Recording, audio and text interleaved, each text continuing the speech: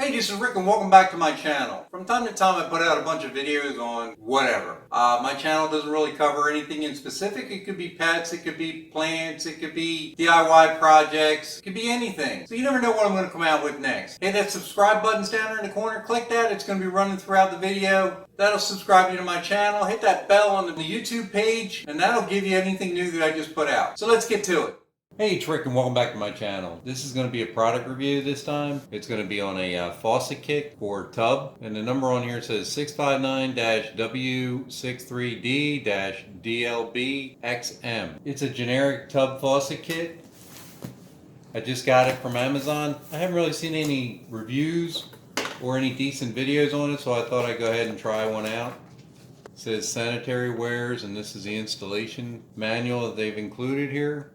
For a bathroom faucet. Like I said, this is going to be for our tub, so it's the one without the spray bar or the stopper. So pretty self-explanatory. Nowadays they're making these a lot easier with these hose connections and quick disconnects. So I have one up there in my tub, and it's seen some better days, and I think it's time to replace it. So I thought I'd try it. Well, these are pretty heavy duty. They are metal. This is brass. Looks like it's pretty well built. Here's your connectors. The other side. Now they've kind of made it dummy proof. Looks like they have an H there for hot and a C here for cold. Here's the tub spout.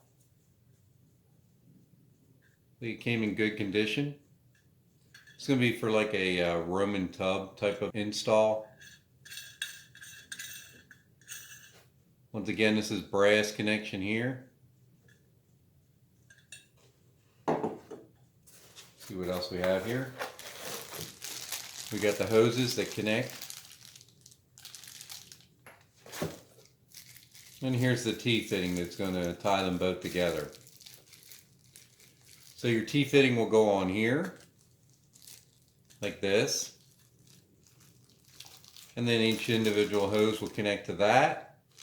And that'll go off to the faucets, which will be on your hot and cold. And it looks like they're just thumb screwed together, and you just use a crescent wrench or a pair of channel locks and tighten them up. So what I would suggest is go ahead and take all your parts apart out of the bag and put together as much as you can outside of your installation. That way it's a lot easier to just drop it in and make your final connections.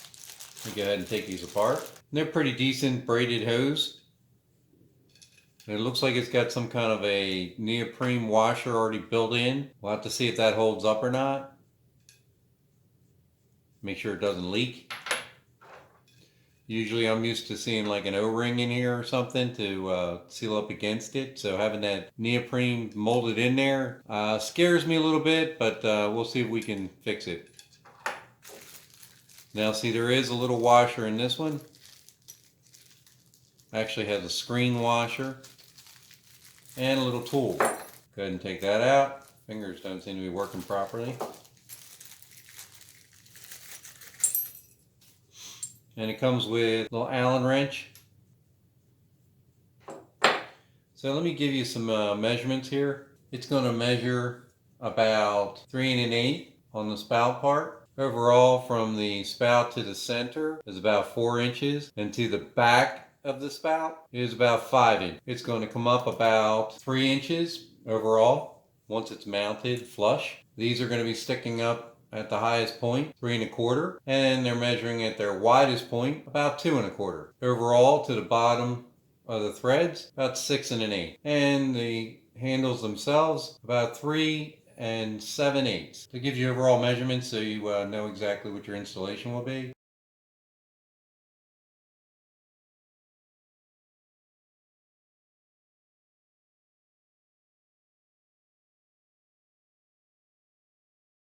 Now one thing I do want to note, since these are threaded here, even though they are pretty easy to go ahead and put on there, I would suggest going ahead and getting yourself some plumber's Teflon tape and wrap it around those threads. That way, in case those rubber seals there, neoprene seals, don't hold up, that Teflon tape around those threads should hold it from leaking. Most domestic water is about anywhere from 50 pounds to maybe 75 pounds. So it's not tons of pressure on there. Should be enough to go ahead and hold that. So if you're not familiar with installing these things, I want to just tell you some tips real quick. You get this little Allen wrench like I talked about. There's a little Allen key right here. And what you want to do is put it in there like that. Make sure you're lined up perfect. You don't want to strip it out. And you want to take that little Allen set key out of there. Just drop right out. Do it somewhere not near your tub or where you're working, because you could lose that. And then you're going to be angry at yourself, because who knows how you're going to get another one to fit that. So then the handle pops off like this. And then you're going to back this out. That'll slide right off there. Now you have two assemblies. And that'll drop right in to where you're going to mount it. You'll take that bottom flange there and you'll run that up. And you've got two rubber gaskets that will go in between the surface mount that you're mounting to. This will screw back on there again, make it nice and tight.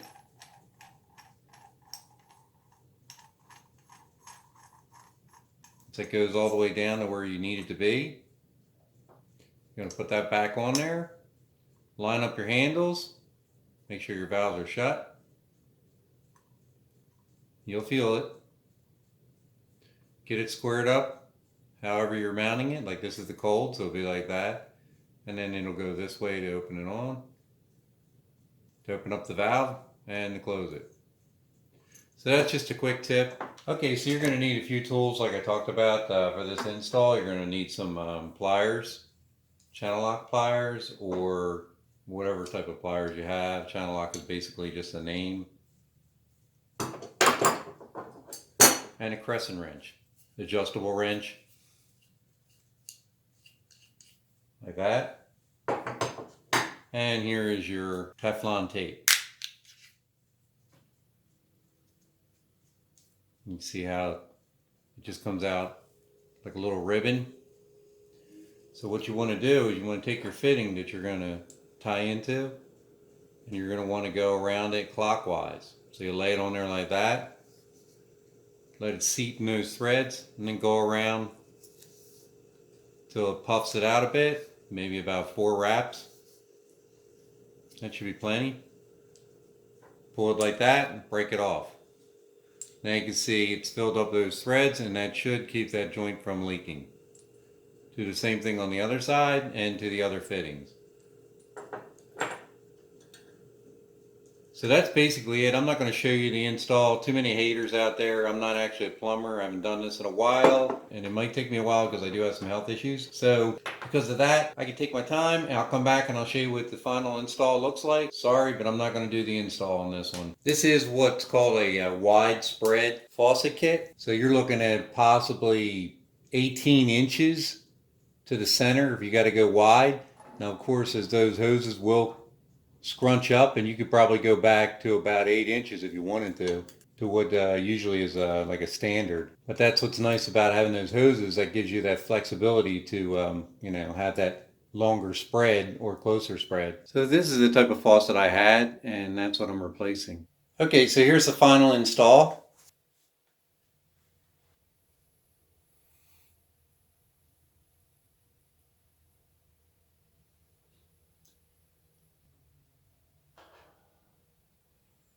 Here's the one thing I didn't tell you about that was going to be a surprise. There's your hot water. Here's your cold water. Now watch this.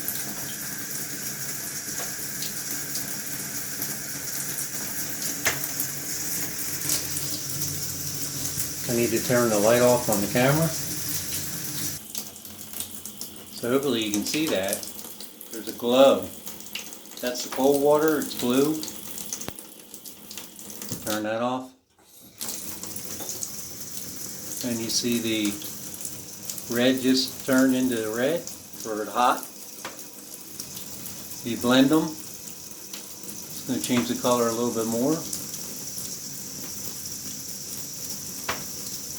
So it's pretty cool, but it has to be almost completely dark for you to be able to see that. A little added feature. I think when it gets too hot, it blinks to let you know that it's straight hot water.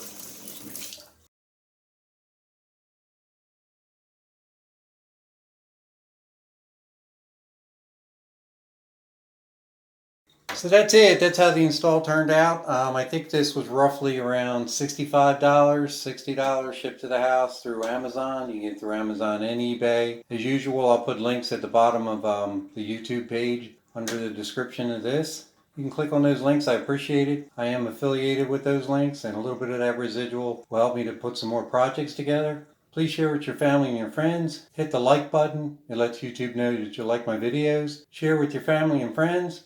And please subscribe. Take care.